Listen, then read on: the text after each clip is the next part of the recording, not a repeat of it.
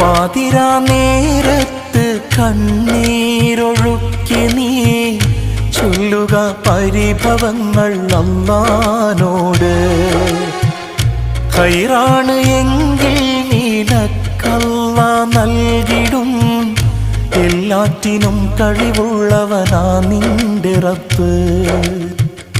അവനിലായി മാത്രം നീ ഭരമേൽപ്പിക്ക്, മനസ്സറിഞ്ഞവനോട് കൈനീട്ടി നോക്ക്, എല്ലാം ശരിയാകും.